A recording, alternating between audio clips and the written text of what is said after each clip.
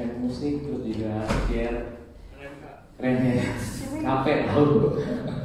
Oke, hari ini kita akan melanjutkan tema tentang bounce back. Tapi saya punya judul sendiri yang disebut dengan behind the scene.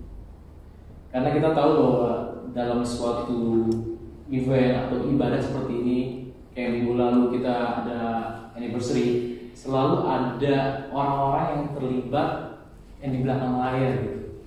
Sama seperti saudara nyalain listrik gitu ya. Yang kompleks tuh udah di-handle, sehingga kita cuma tekan tombol aja udah sederhana. Tapi sebenarnya setiap segala sesuatu tuh ada yang di belakang layar. Dan hari ini kita akan belajar mengenai Tuhan yang bekerja di belakang layar. Kenapa saudara menunggu jawaban dari Tuhan dan kok kayaknya nggak kelihatan apa-apa gitu, kayaknya nggak ada yang terjadi gitu. Tapi sebenarnya Tuhan sedang bekerja di belakang layar. Nah, hari ini kita akan belajar. Saudara, sebelumnya saya mau ini nih, minggu lalu nih ya. Jadi di belakang layar anniversary kita ternyata ada orang-orang yang terlibat ya. Ini Kak Susi sampai pakai katanya sih bawang, kacamata bawang supaya dia nggak nangis. Ada ya, dan kayaknya si Evelyn nih, sambelnya ya. Terus kemudian juga kita lihat di balik kita bisa buat lighting gitu, ternyata ada orang-orang yang mempersiapkan stage juga karena kita masih nyewa di sini ya, jadi semuanya bersih dan ya kita lihat bahwa banyak volunteer yang terlibat.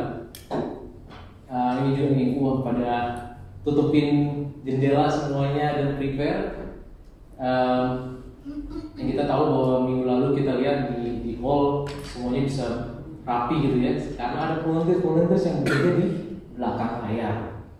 Juga yang ini nih, ketua konsumsinya tuh si Kak Justin, wah dia sendiri tuh.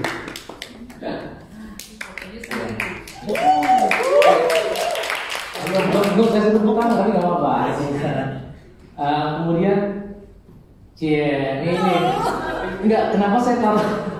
Jadi yang buat bunganya adalah siapa? Kak Susi ya, Krosasanya. Benar ya? Krosas. Terus yang bikin ininya tuh, renda-rendanya itu kalau nggak salah si Olin sampai 1:30 pagi dia buat. Wow, behind the scene tuh. Sehingga dua orang ini foto tidak bagus. Jadi ada orang yang bekerja di belakang layar untuk membuat mereka foto tampilnya sangat menawan nih, bagus banget ya. Kuenya juga bagus. Dan kue ulang tahunnya juga, dan kita bersyukur untuk para leaders yang L1, terima kasih untuk setiap dukungannya sehingga kita semua bisa berpartisipasi, sehingga kita semua bisa melayani dengan sangat baik. Berdoa untuk kita semua untuk ada kerukunan, kesehatian, karena Tuhan berkata di mana ada kesehatian, berkat dikirimkan. Dan yang belum nonton minggu lalu, ini behind the scene drama kita.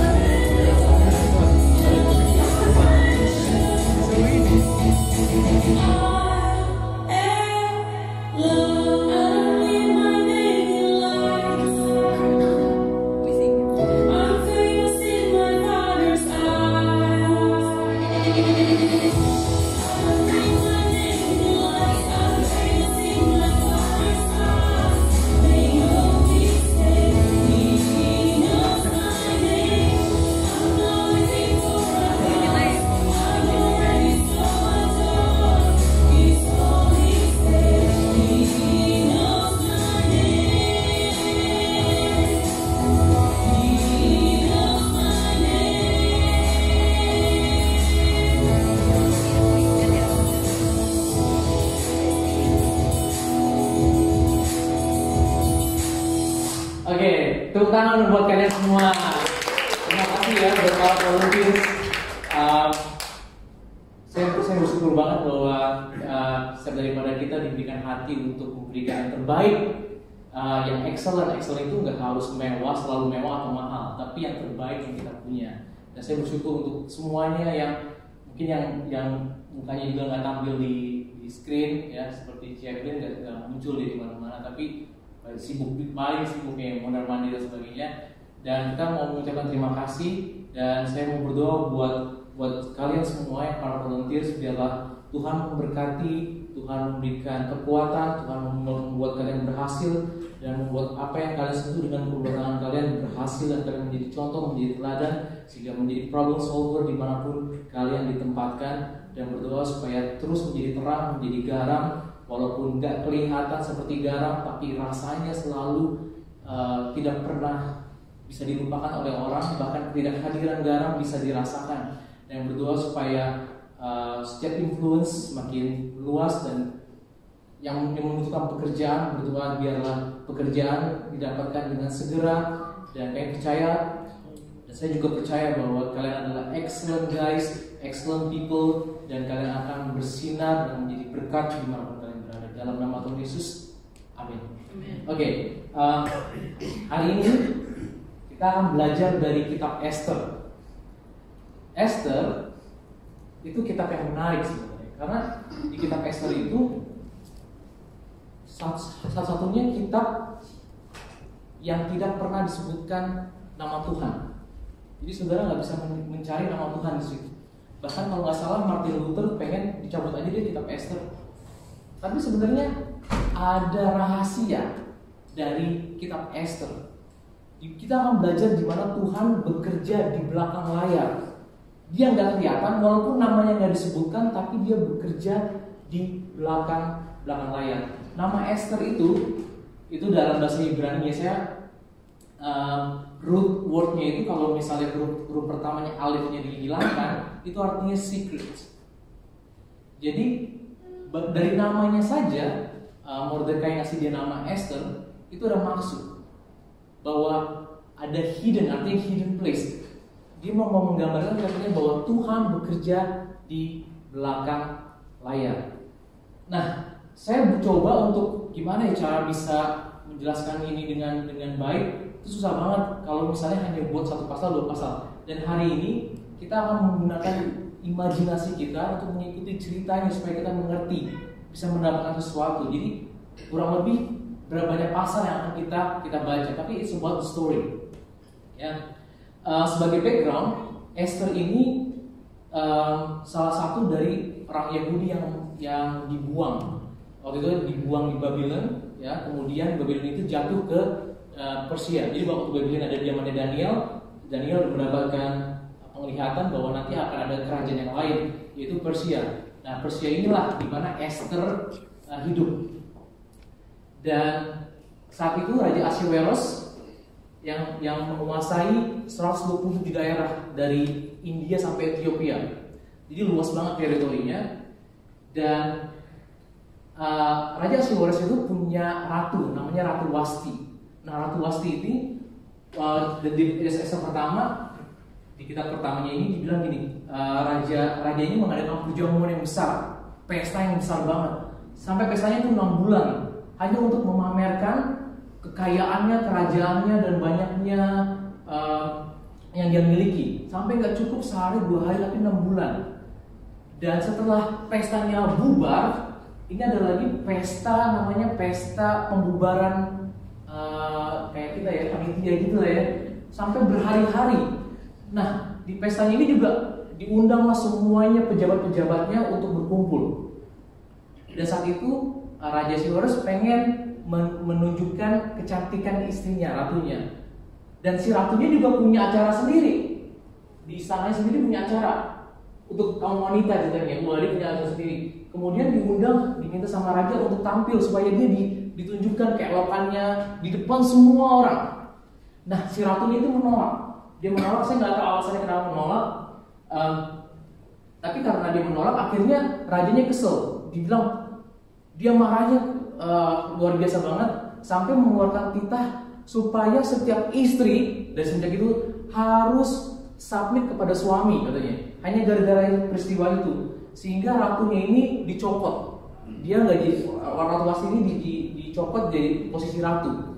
Nah, akibatnya sekarang si raja ini nggak punya ratu dan dia kayaknya agak menyesal. Aduh, gak ada ratu lagi. Mungkin dia juga kangen. Nah, di pasal kedua itu pasal 1 ya. Pasal kedua ada yang ngusulin, ya udah kalau gitu coba aja dari 107 daerah yang luas ini carilah anak darah yang cantik gitu kan. Dan dibuatlah beauty contest gitu ya. Di beauty contestnya ini cukup menarik. Dan di dalam kitab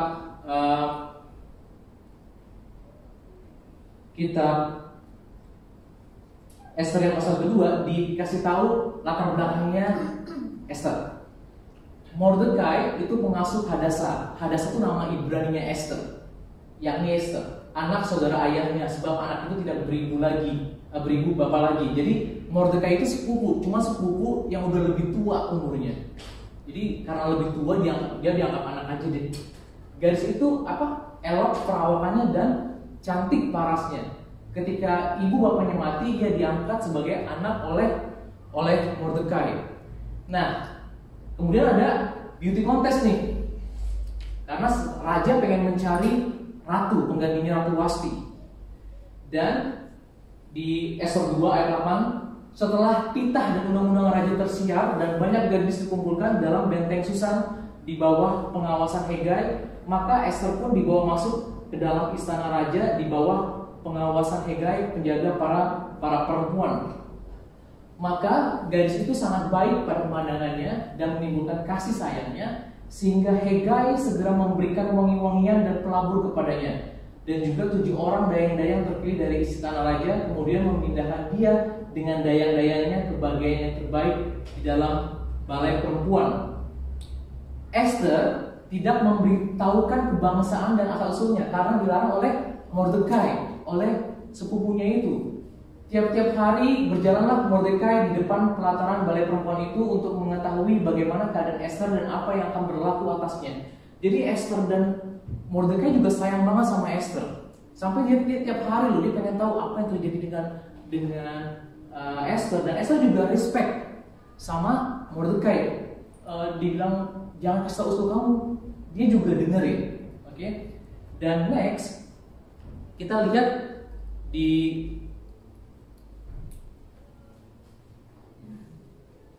kita mulai hasilnya. Esther wins the contest. Ketika Esther, anak Abihail, yakni saudara ayah Mordekai yang mengangkat Esther sebagai anak, mendapat giliran untuk masuk menghadap raja. Jadi sebelum ini setiap orang tuh di mereka itu karena banyaknya perempuan, mereka harus dikarantina. Karantinanya itu lumayan lama, 1 tahun. Untuk wanita itu untuk menghadap kepada raja, 1 tahun. 6 bulan dikasih parfum. Gak cukup 6 bulan lagi kasih parfum yang lain. Wanginya kayak apa tuh ya? 6 bulan. Mungkin juga diajarkan hal-hal yang lain. Tapi 1 tahun, ini karantina yang lain menurut saya. Dan setiap orang udah masuk nih. Belum ada ratu yang kepilih, jadi kontesnya masih berjalan ya. Sampai suatu saat ayat 15 ini, ketika Esther untuk masuk menghadap raja, maka ia tidak menghendaki sesuatu apapun selain daripada yang dianjurkan oleh Hegai, sisi raja, penjaga para perempuan. Maka Esther dapat menimbulkan kasih sayang pada semua orang yang melihat dia. Jadi kalau kita lihat saat wanita ini, setiap wanita kontestan mau masuk menghadap raja, mereka dikasih apapun yang mereka perlukan untuk menghadap raja. Mau make up, mau baju yang bagus, mau tas LV atau apapun, mau tas, dikasih katanya, dikasih. Tapi Esther ini menarik, dia nggak mau apapun. Dia cukup confident dengan apa yang ada dalam dirinya. Mungkin rajanya juga bosan kali ya ngeliat satu perempuan bermenor-menor lewat perempuan yang lain, lewat sampai Esther ngeliat, ini sederhana, ayu, kayaknya dia. Mungkin gitu, aku nggak tahu. Tapi setelah ini kontesnya selesai, nggak ada lagi orang yang maju lagi. Demikianlah Esther dibawa masuk menghadap Raja Ahasuerus ke dalam istananya pada bulan yang ke-10, yakni bulan Tebet, pada tahun yang ke-7 dalam pemerintahan Baginda. Maka Esther dikasihi oleh Baginda lebih dari semua perempuan lain, dan ia beroleh sayang dan kasih Baginda lebih daripada semua anak darah lain, sehingga Baginda mengenakan mahkota kerajaan atas kepalanya dan mengangkat dia menjadi ratu ganti Wasti. Nah, ada hal yang menarik yang saya suka dari Esther. Esther itu stay humble. Kenapa? Karena dalam Esther 2:20 dikatakan seperti ini. Adapun Esther tidak memberitahukan asal-usul dan kebangsaannya seperti diperintahkannya kepada oleh Mordekai, sebab Esther tetap berbuat menurut perkataan Mordekai seperti pada waktu yang masih dalam asuhannya. Walaupun dia udah jadi ratu nih, dia udah punya posisi yang tinggi, dia masih tetap respect sama Mordekai. Mordekai bilang, jangan kasih tahu, dia tetap dengerin. Dia nggak merasa ada orang udah dibantuin, ya kan? Kita bantuin supaya dia mencapai mimpinya, udah capai mimpinya, angkat kepala, ya, melupakan. Tapi Esther ini dia punya attitude yang sangat baik. Itu pelajaran yang bisa kita ambil. Dan kemudian pada waktu itu, pada zaman yang sama, by the way ini terjadinya itu pada tahun yang ke-7 Raja Ahasuerus memerintah. Dan pada waktu itu, pada tahun yang sama, ketika Mordekai duduk di pintu gerbang istana raja, sakit hatilah Bigtan dan Teres. Ini perlu kita catat, kita harus simpan dulu karena akan berlanjut ke cerita berikutnya. Ya, dua orang sida-sida raja yang termasuk golongan penjaga pintu lalu berikhtiar mereka untuk membunuh Raja Ahasuerus. Jadi ini termasuk mereka tuh termasuk officer. Mereka sakit hati, saya nggak tahu kenapa. Mungkin ada saudara perempuannya yang ditolak jadi ratu, saya nggak tahu. Tapi mereka ini sakit hati sehingga ingin membunuh Raja Ahasuerus. Tetapi perkara itu dapat diketahui oleh Mordekai, lalu diberitahukannya kepada Esther sang ratu, dan Esther mempersembahkannya kepada raja atas nama Mordekai. Nah ini juga nih, si Esther juga sopan orangnya, dia nggak mau ngambil kredit. Walaupun dia yang melapor ke raja, tapi dia bilang bukan saya yang tahu, tapi dari Mordekai. Dan di sini sebenarnya Mordekai walaupun udah menyelamatkan raja, dia nggak mendapatkan apa-apa. Yang didapatkan adalah perkara itu diperiksa dan ternyata benar, maka kedua orang itu disulahkan pada tiang dan peristiwa itu dituliskan di dalam kitab sejarah di antara para raja. Mordekai saat ini dia nggak dapet apa-apa. He is like unsung hero, ya, pahlawan yang nggak pernah dinyanyikan. Tapi kita belajar waktu seperti sama Yusuf. Saya percaya bahwa kalau dia melakukan ini belum dapat apa-apa karena konteksnya belum tepat. Ingat ya waktu Yusuf dia bantu juru minum, setelah dia juru minumnya udah naik sana, dia dilupain kan? Sama dia juga dilupain gitu aja. Nah kalau saudara membantu orang, nolong orang dan sebagainya, terus saudara dilupain, jangan sakit hati. Karena nanti ada masanya di mana apa yang saudara tolong itu akan ada konteksnya dan akan membuat saudara naik. Nanti kita akan belajar melihat di mana Mordekai punya sesuatu yang sangat baik karena apa yang dilakukan di sini. Dia nggak sakit hati, dia nggak marah. Dan berikutnya cerita tanpa villain, tanpa orang yang jahat tuh nggak seru ya. Tadi kita udah lihat ada Mordekai, tokoh dalam cerita ini ada Mordekai, ada Esther, ada Raja Ahasuerus. Dan ada tokoh baru yang namanya Haman, the villain, Haman. Jadi sesudah peristiwa ini, maksudnya setelah peristiwa ini itu adalah 5 tahun. Jadi setelah 5 tahun ratu diangkat, ya, saya udah hitungin ini 5 tahun. Maka Haman bin Hamadeta orang Agag dikaruniai kebesaran oleh Raja Ahasuerus dan pangkatnya dinaikkan serta kedudukannya ditetapkan di atas semua pembesar yang ada di hadapan Baginda. Jadi dia itu kayak panglima tingginya gitu loh. Panglima tingginya suatu negara itu si Haman ini. Dan semua pegawai raja yang di pintu gerbang istana raja berlutut dan sujud kepada Haman, sebab demikianlah diperintahkan raja tentang dia. Tetapi Mordekai tidak berlutut dan tidak bersujud.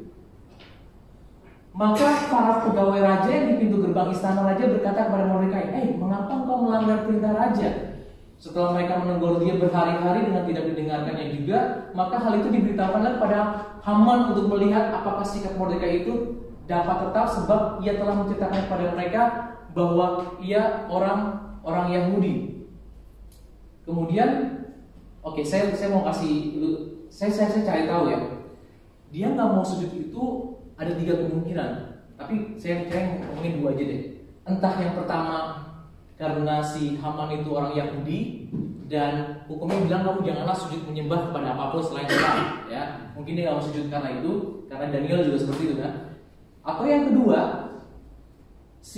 kalau kita lihat ini ada hubungannya sama Agag. Jadi Agag itu orang Amalek. Waktu zaman dulu sebelumnya, Raja Saul pernah diperintahkan Tuhan, kamu harus membinasakan semua orang Amalek. Tapi Saul membawa Raja Agag, gak dibunuh Raja Agagnya. Terus Haman marah, kan Tuhan perintah kamu untuk bunuh semuanya, kenapa raja ini kamu samakan? Akhirnya Samuel lah yang membunuh Raja Agag ini. Nah, Raja Agag ini gak tahu kenapa punya keturunan dan dia punya suatu bangsa. Ya ini dia. Jadi dari zamannya dulu pun antara orang Agag dan orang Israel itu udah orang Yahudi itu sudah saling musuhan. Itu cuma latar belakang kenapa dia nggak mau sujud. Ketika Haman melihat bahwa mereka tidak berlutut dan sujud kepadanya, maka sangat panaslah hati Haman. Dia panas. Tetapi dia menganggap dirinya terlalu hina untuk membunuh hanya Mordekai saja, karena orang telah memberitahukan kepadanya kebangsaan Mordekai itu. Jadi Haman mencari ikhtiar memunahkan bukan 1-2 orang, semua orang Yahudi, yakni bangsa Mordekai itu di seluruh kerajaan Ahasweros. Jadi 127 daerah itu di setiap negara itu mau dibunuh. Maka sembah Haman kepada Raja Ahasweros. Dia ngomong gini, ada suatu bangsa yang hidup tercerai berai dan terasing di antara bangsa-bangsa di dalam seluruh daerah kerajaan tuanku. Dan hukum mereka, seperti mereka punya hukum Taurat dan sebagainya, berlainan dengan hukum segala bangsa, dan hukum raja tidak dilakukan mereka, sehingga tidak patut bagi raja membiarkan mereka leluasa. Jikalau baik pada pemandangan raja, hendaklah dikeluarkan surat titah untuk membinasakan mereka, maka hambamu akan menimbang perak 10.000 talenta dan menyerahkannya kepada tangan para pejabat yang bersangkutan, supaya mereka memasukkannya ke dalam perbendaharaan raja. Izinkan, berikan saya legalitas, berikan saya materai, supaya saya bisa menyuruh semua daerah negara ini, ya, istilahnya states ya kalau di US itu, supaya bangsa orang Yahudi itu dimusnahkan. Dan sebagai imbalannya kita akan rampas harta-harta mereka, dan 10.000 talenta itu akan kita kasih deh ke perbendaharaan raja. Itu plotnya.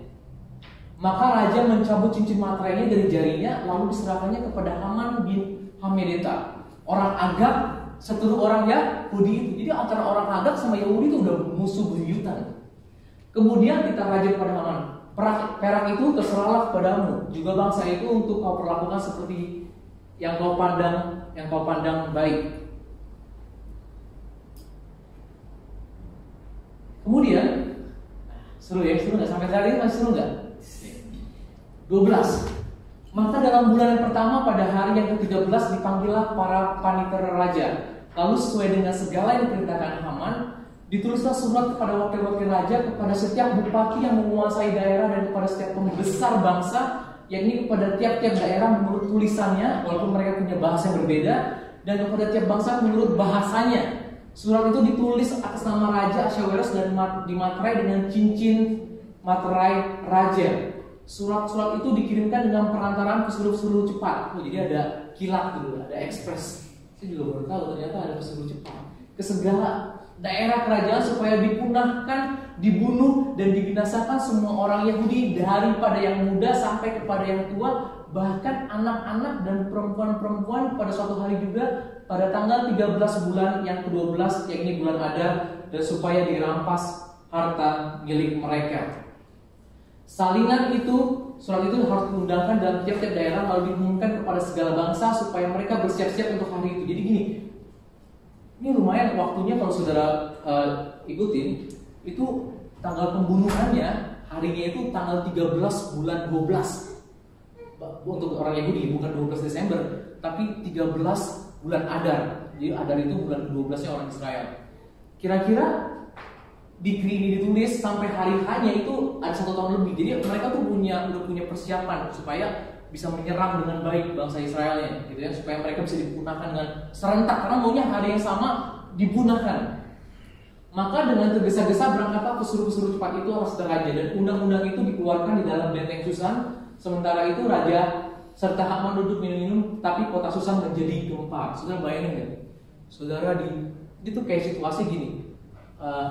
Dalam kehidupan sehari-hari, kamu divonis dokter umur kamu cuma 2 tahun lagi, atau tiba-tiba government ngeluarin policy gitu ya, visa sekarang yang open work gak ada lagi sampai tahun depan. Itu kurang lebih kayak gitu tuh. Jadi, wah, apa yang terjadi? Haman dan rajanya duduk-duduk minum-minum, tapi kota Susan itu menjadi gempar. Kota Susan by the way itu kayak capital city-nya, di mana si Raja Ahsywerosh itu tinggal. Dan berikutnya, inilah yang terjadi great mourning. Karena setelah suratnya itu terpencar, udah sampai ke daerah-daerah, bangsa Israel juga udah ketakutan semuanya, orang-orang Yahudinya. Wah, 1 tahun lagi kita akan mati nih. Apa yang terjadi? Mereka setelah Mordekai itu sepupunya si Esther, mengetahui segala yang terjadi itu, ia mengoyakkan pakaiannya, lalu memakai kain kabung dan abu, kemudian keluar berjalan di tengah-tengah kota sambil melolong-lolong. Kayak kurang lebih kayak gitu ya, dengan nyaring dan pedih.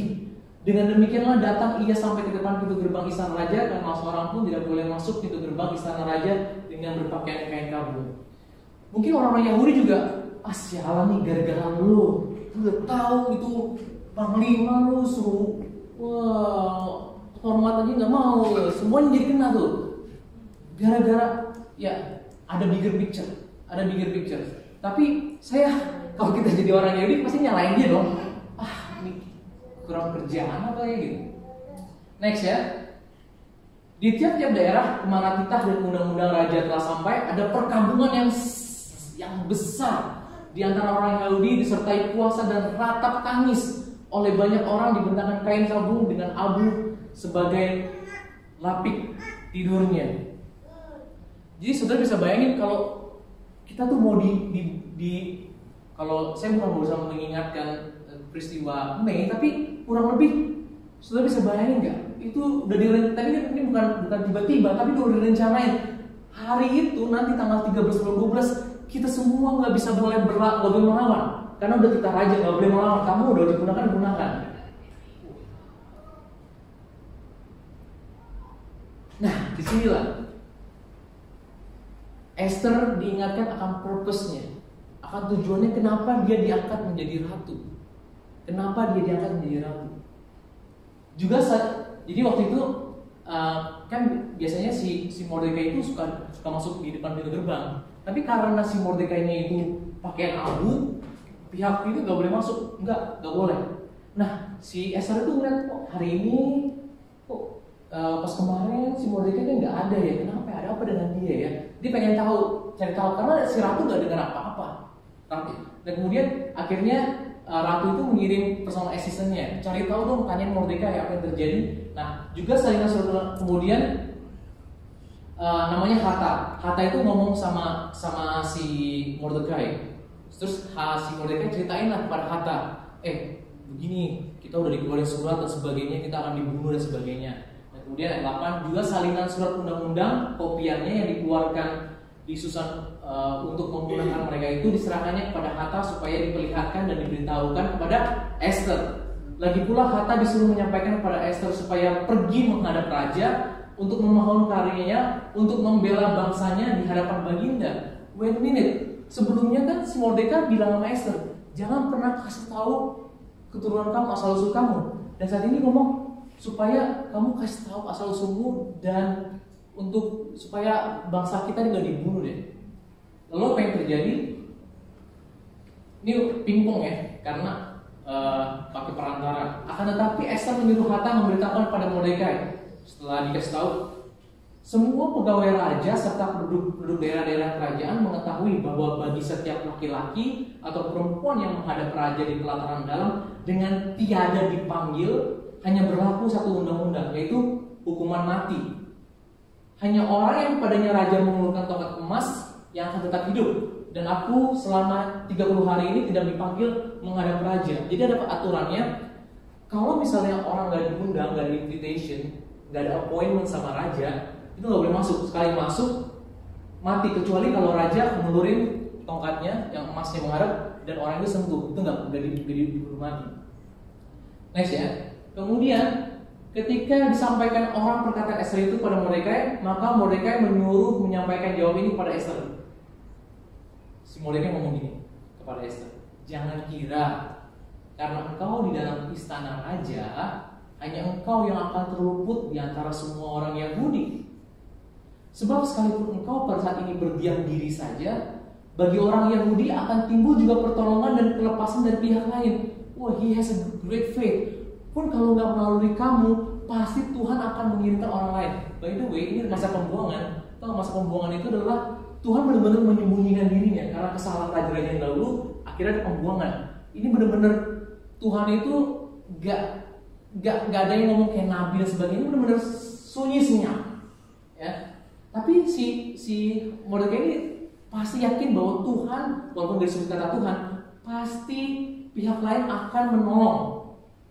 Dan engkau dengan kaum keluargamu akan binasa. Siapa tahu, mungkin justru untuk saat yang seperti ini engkau beroleh kedudukan sebagai ratu. Siapa tahu, kalau kamu diangkat, ditaruh dalam posisi sebagai pegawai, siapa tahu, kita nggak pernah tahu. Oleh karena itu, selalu ada maksud kenapa kita diberikan kepercayaan, diberikan kekayaan, diberikan jabatan dan sebagainya. 15. Maka Esther menyuruh menyampaikan jawab ini kepada Mordekai. Pergilah, kumpulkan semua orang Yahudi yang terdapat di Susan dan berpuasalah untuk aku. Janganlah makan dan janganlah minum 3 hari lamanya, baik waktu malam, baik waktu siang. Aku serta dayang-dayangku pun akan berpuasa demikian. Dan kemudian aku akan masuk menghadap raja. Nah, ini dia dengan keputusan. Sekalipun berlawanan dengan undang-undang, kalau terpaksa aku mati, biarlah aku mati. Dia udah berani. Dia ngambil keputusan untuk ditaruh nyawanya. Maka pergilah mereka dan diperbuatnya tepat seperti yang dipesankan Esther kepadanya. Nah, ketika ini udah hari ketiga nih setelah berpuasa, bukan puasa 3 hari, udah hari ketiga, Esther itu masuk. Ini juga naruh nyawa. Kalau misalnya dia ulurin tongkatnya, dia pasti mati. Ketika raja melihat Esther sang ratu berdiri di pelataran, berkenanlah raja kepadanya sehingga raja mengulurkan tongkat emas yang di tangannya ke arah Esther. Lalu mendekatlah Esther dan menyentuh ujung tongkat itu. Mungkin juga karena udah 30 hari rajanya kangen juga kali ya. Esther agak langsing hari ini karena puasa, diundang akhirnya. Tanya raja kepadanya, apa maksudmu? Hai Ratu Esther, dan apa keinginanmu? Sampai setengah kerajaan sekalipun akan diberikan kepadamu. Sweet. Tapi ini dia main cantik. Saya suka banget Esther. Jawab Esther. Dia nggak langsung ngomong bela bangsa ini, enggak. Jawab Esther.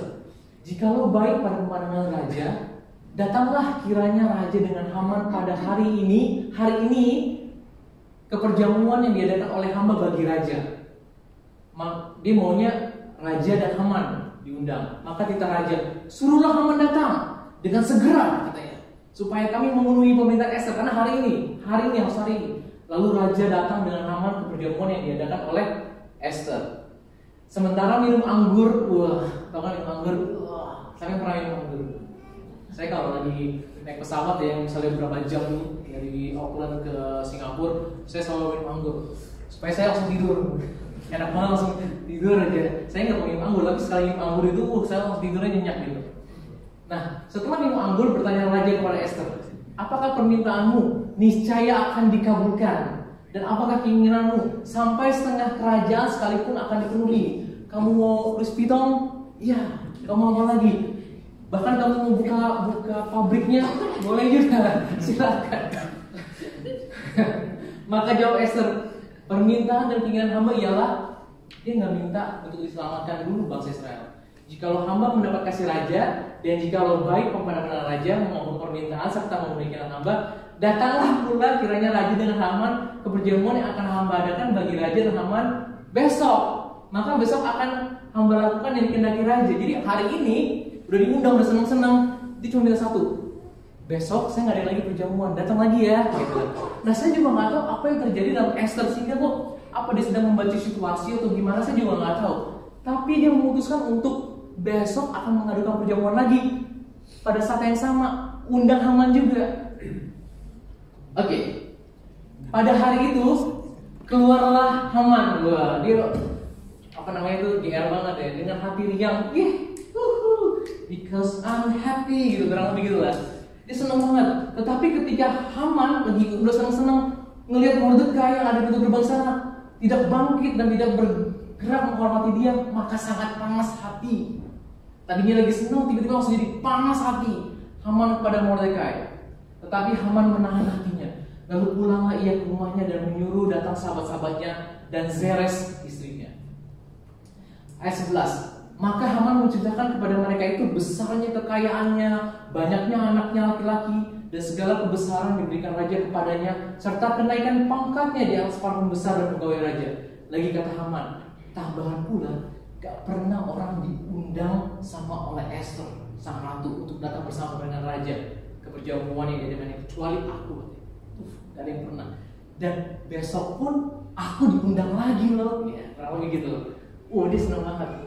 Terus akan tetapi semuanya itu gak ada gunanya deh kalau gue masih ngeliat si Mordekai itu dia orang nyebelin banget. Terus istrinya ngomong gini, istrinya ngasih usul, ya udah kalau kayak gitu supaya kamu happy, bunuh aja dia. Suruhlah orang membuat tiang yang tingginya 50 hasta dan persembahkanlah besok pagi. Kan kamu diundangnya malam-malam tuh. Besok pagi kamu bangun tiangnya, terus minta sama raja supaya Mordekai itu disulahkan pada tiang itu. Kemudian supaya malam-malamnya kamu udah bersuka cita lagi, kamu gak kepanasan, kamu gak keingetan sama dia supaya dia mati gitu. Hal itu dipandang baik oleh Haman, lalu ia menyuruh membuat tiang itu. Bayangin, ini masih malam yang sama nih, baru pulang dari perjamuannya Esther. Dia pulang ke rumah supaya besok pagi ini kayak kita malam besok mau dibangun tiangnya. Dan pada malam yang sama,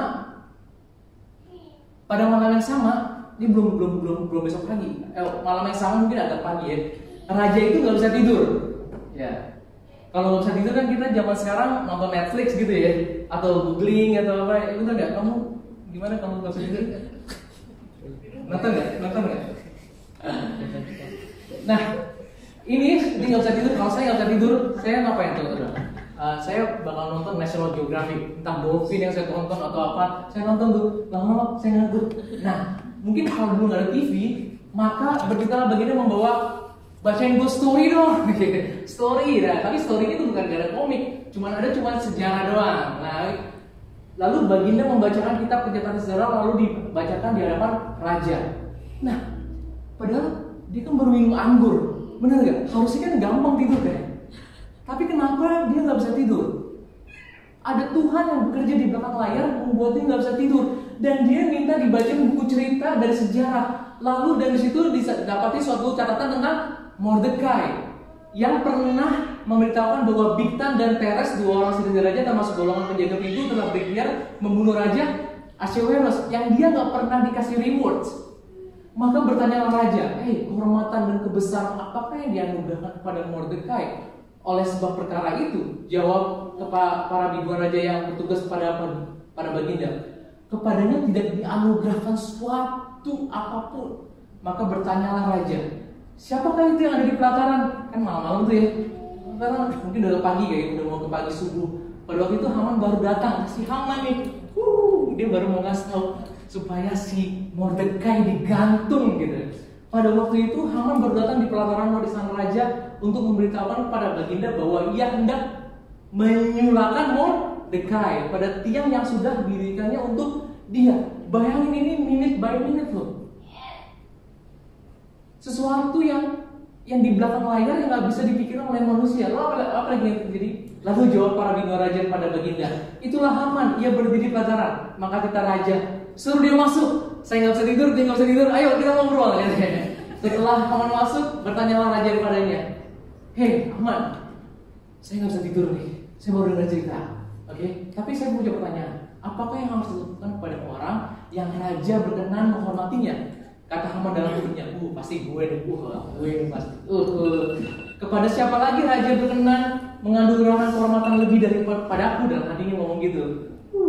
Oleh karena itu, jawab Haman pada raja, dia agak greedy orangnya.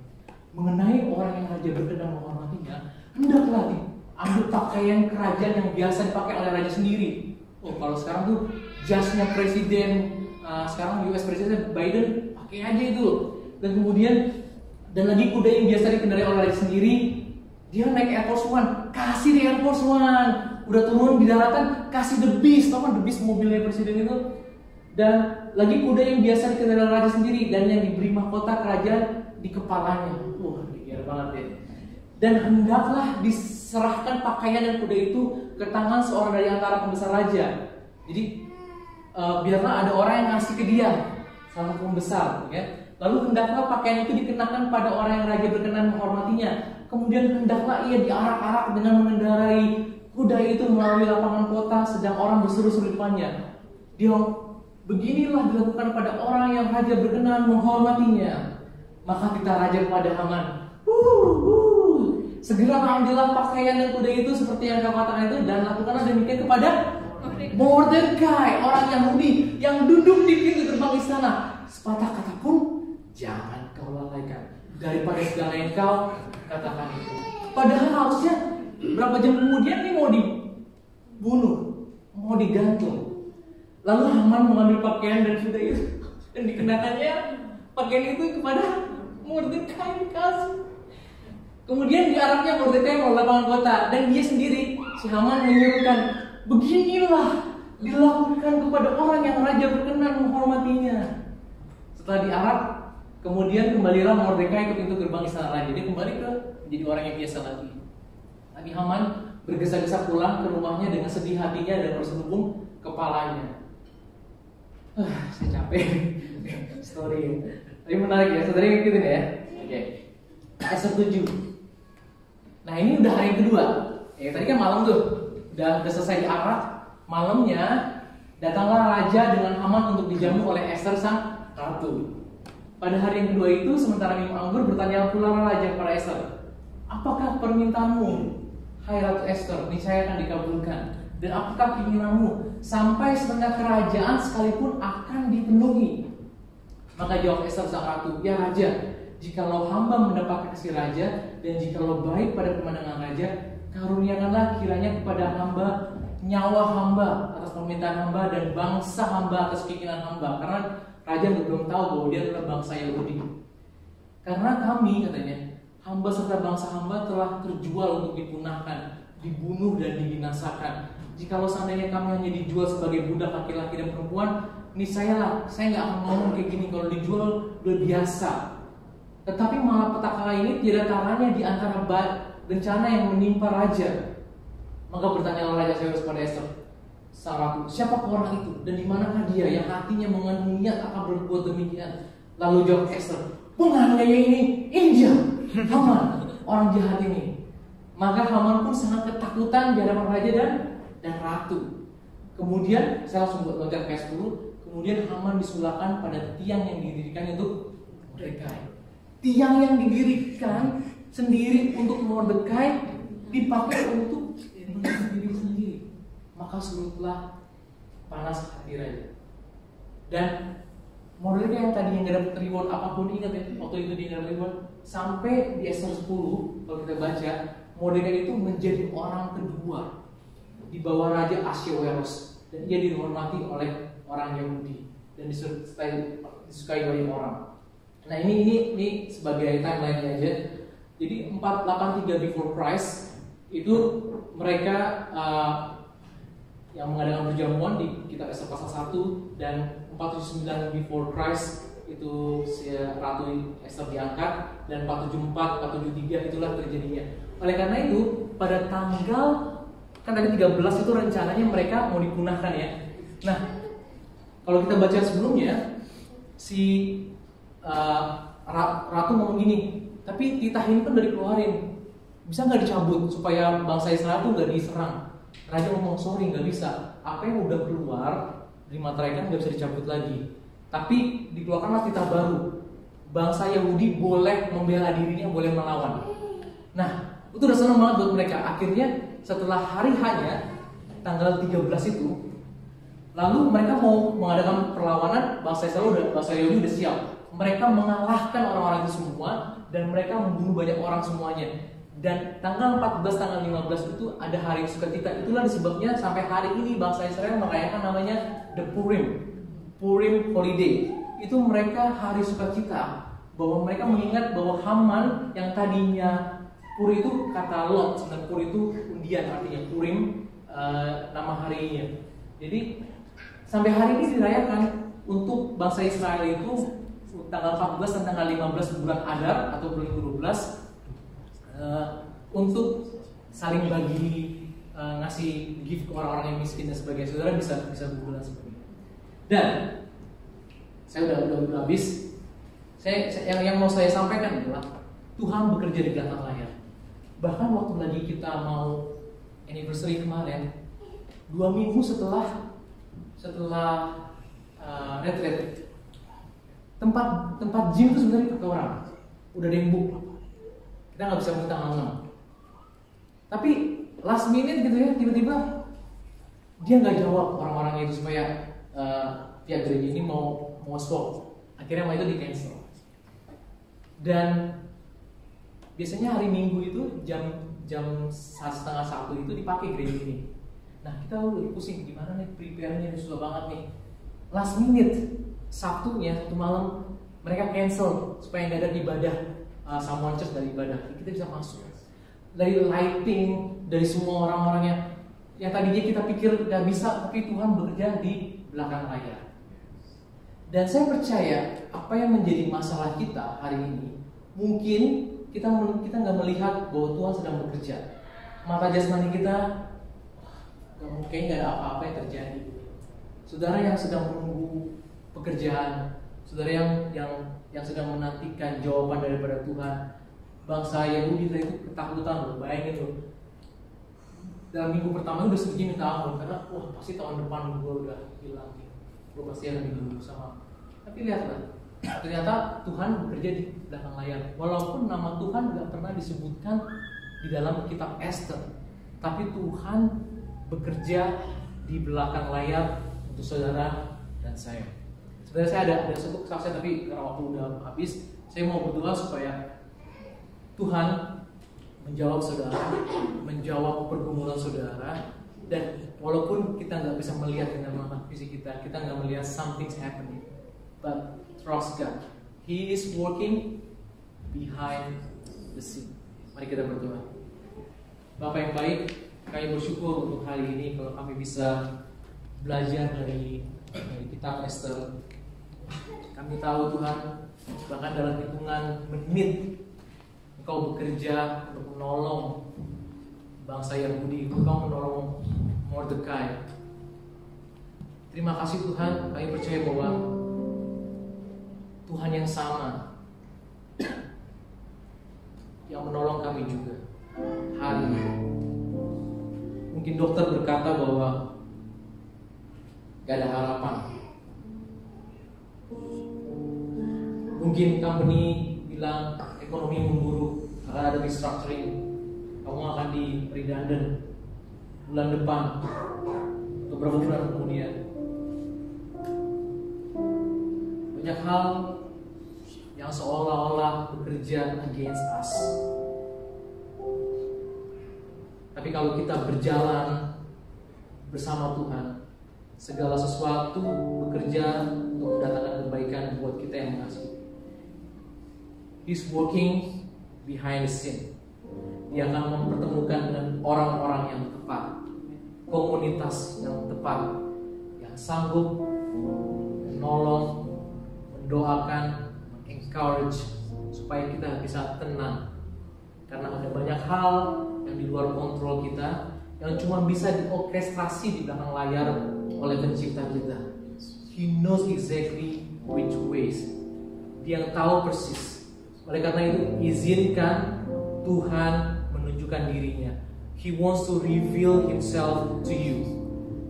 Dia mau menunjukkan kekuasaannya, kebaikannya di area yang kita struggling saat itu.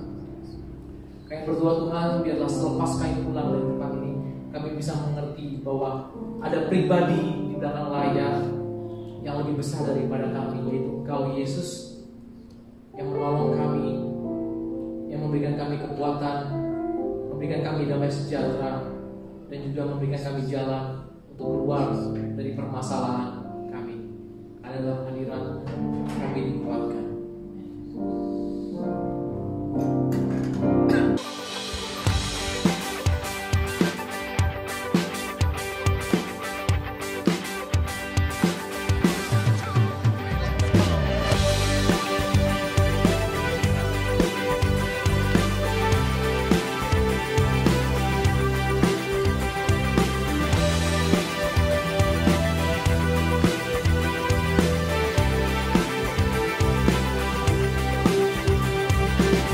Satu nama yang mengatasi segala nama. Satu nama yang mengatasi segala nama. Yesus Tuhan, Dia disalibkan untuk gantikanku. Yesus Tuhan yang mati untuk tebus semua dosaku.